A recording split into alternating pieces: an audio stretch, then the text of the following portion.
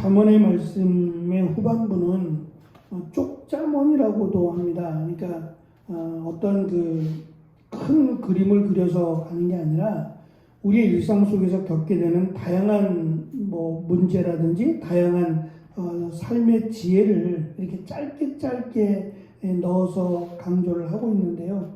물론 그렇다고 해서 연관성이 없는 것은 아닙니다. 28장 마지막 절에 가면 악인이 일어나면 사람이 숨고 그가 멸망하면 의인이 많아진다라는 것을 강조했습니다. 2절에 가면 29장 2절에도 의인이 많아지면 백성이 즐거워하고 악인이 권세를 잡으면 백성이 탄식한다라는 말로 한 번 더 강조를 했고 마지막 우리가 읽은 29장 27절에도 불의한 자는 의인에게 미움을 받고 정직한 자는 악인에게 미움을 받느니라고 악인과 의인이 같이 뜻을 가지고 살아갈 수 없음을 설명합니다. 변화가 되면 더 이상 좋을 것이 없죠. 악인이 의인이 된다라는 것은 이루 말할 수 없는 은혜이기도 하고 또 그가 더 이상 어리석음에 있지 아니하고 지혜로움에 있다라고 하는 결정적 의미가 될 것입니다. 안타까운 것은 의인이 악인이 될 수도 있다라고 하는 전제입니다. 그것은 결국 세상의 욕심이나 자신의 어리석음으로 말미암아 이 의인이 악인이 될 수 있다라는 전제 때문에 악인과 함께하지 말 것을 구별된 삶을 살아갈 것을 솔로몬은 강조합니다. 오늘은 특별히 이 자녀와의 문제 또는 이 종과의 문제들을 통해서 자녀들을 정말 사랑한다면 자녀들을 강하게 심지어는 채찍을 통해서라도 자녀를 가르칠 것을 부모들에게 권고하고 있고 또 주인들에게는 이 종을 물론 종이기 때문에 종에 합당한 대우를 해주라고 하는 말은 아닙니다. 다만 이 종을 마치 훈계하고 가르쳐야 될 부분이 있음에도 불구하고 그에게 호의를 베풀거나 그에게 친절을 베풀게 되면 그가 착각하게 된다는 거예요. 마치 자식인 채 자녀인 것처럼 착각을 해서 자기의 신분을 벗어나는 그러니까 지금의 모습과는 분명히 다릅니다.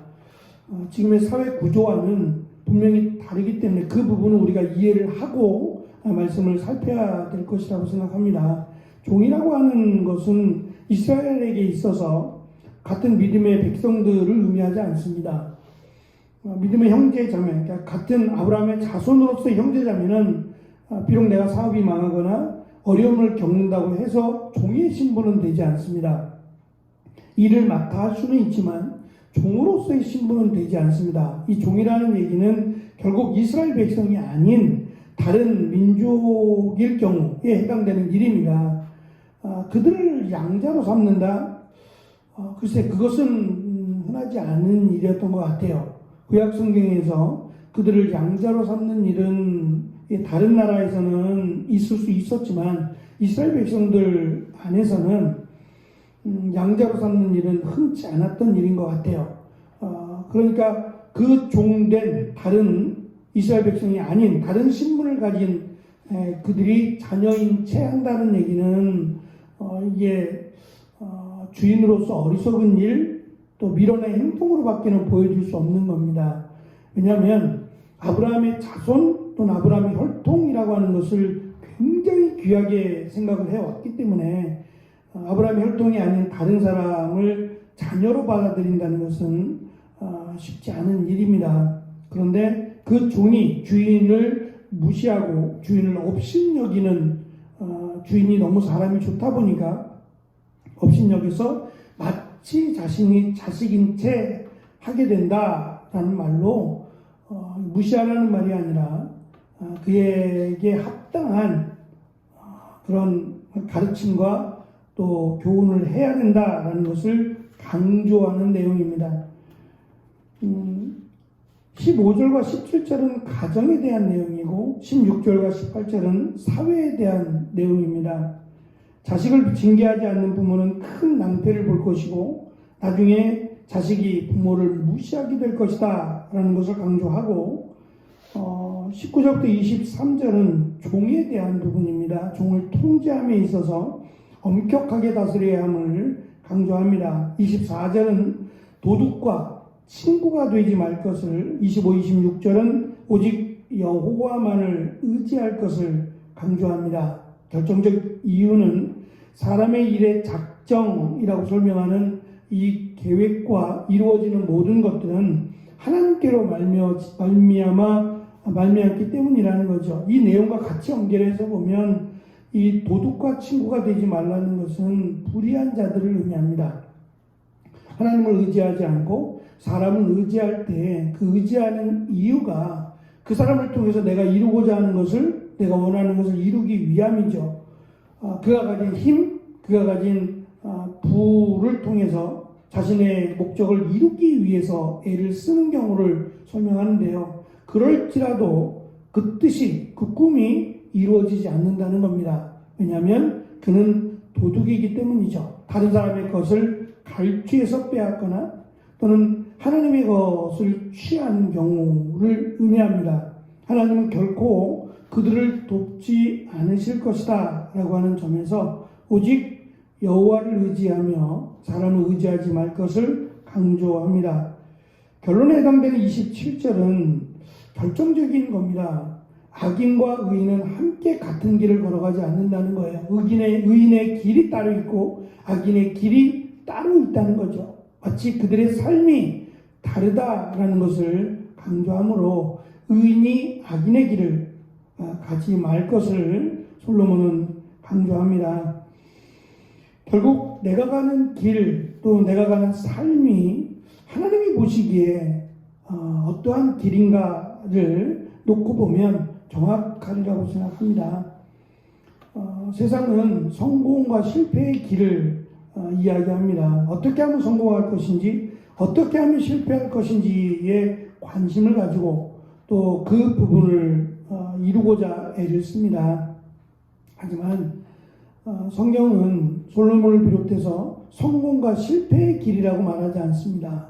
의인의 길, 악인의 길이라는 것으로, 그리고 그 의인의 길을 하나님께서, 살아계신 하나님께서 인도해 주실 것이고 그의 삶을 하나님이 주장하실 것이다 라고 설명합니다. 그것을 믿는 자가 지혜로운 자이고 또 그것을 믿고 행하는 자가 복된 자임을 성경은 우리에게 가르쳐 줍니다. 세상은 하나님을 보지 못합니다. 어제도 길 가다 보니까 어제까지가 공휴일이었잖아요. 어제만이 아니었을 것 같아요. 그 제7일 안식교인들인 것 같아요. 이렇게 가판대를 놓고 자기들이 만든 책자들을 이렇게 꽂아놓고 전도 아닌 전도를 하고 있더라고요. 어제만 그러지 않았을 것 같고 계속 추석 연휴에도 그들은 나와서 사람을 붙들고 전도하지 않더라고요. 요즘은 이제 그게 문제가 자꾸 되니까 그냥 서 있어요. 서서 관심을 갖는 자들에게만 소개하는 방법을 하더라고요. 과연 그들의 열심이, 그들의 헌신이 안타깝다라는 생각을 가지게 만들어요. 저렇게까지 수고하고 헌신하는 게 얼마나 귀합니까? 정말 믿음의 모습이라면 더할 수 없이 귀한데 그들을 향해서 박수를 쳐줄 수 없는 것은 그들이 전하는 그들 나름대로의 이 복음이라고, 거짓 복음이 저들을 구원으로 인도하지 못하기 때문이죠. 너무 안타깝다라는 생각을 금할 수가 없어요. 정말 저들의 헌신이 귀하다고 여길 수 없는, 안타깝다라고 여길 수밖에 없는 것을 저들이 좀 깨달았으면 좋겠다. 그리고 온전히 하나님을 믿는 믿음의 길로 돌아서기를 바랍니다. 하나님의 관점에서 또는 믿음의 삶을 살아간 사람들의 관점에서 볼 때 과연 내가 의인의 길, 믿음의 길을 가고 있느냐가 가장 중요하지 않겠나라는 생각을 가져봅니다. 우리에게 맡겨주신 일, 그 일의 성공과 실패를 놓고 결정하는 것이 아니라 과연 내가 믿음의 삶을 살고 있느냐, 의인의 삶을 살고 있느냐를 돌아볼 수 있고 또 그 길을 향해서 힘있게 나아가는 또 오늘이 되어지시기를 축원합니다. 기도하겠습니다.